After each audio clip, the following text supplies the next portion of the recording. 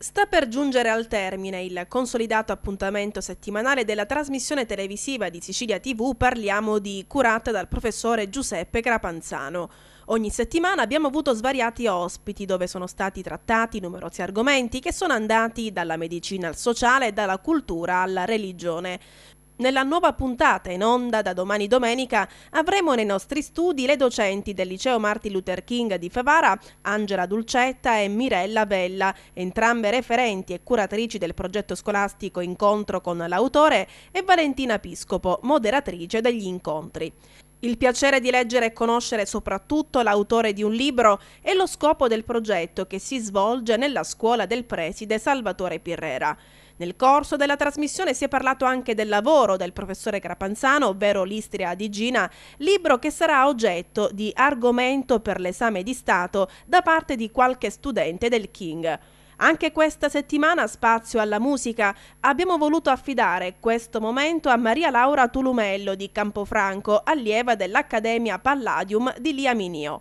La trasmissione, firmata Sicilia TV, andrà in onda domani alle ore 9.15 ed in replica alle ore 15.55, il mercoledì e venerdì alle ore 9.15, il lunedì oltre che di mattina in replica anche nel pomeriggio alle 18.05, mentre il martedì, giovedì e sabato alle ore 12.05.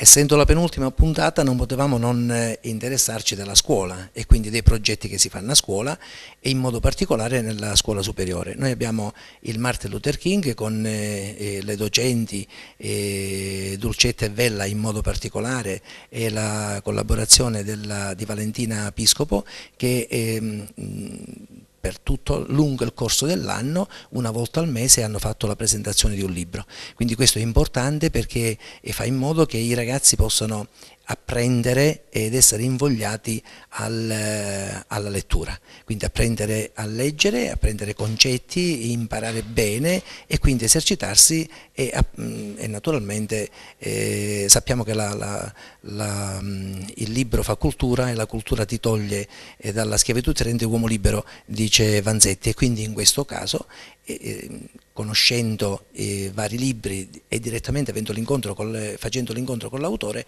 i ragazzi possono avere questo piacere del contatto fisico anche con chi ha scritto quel libro.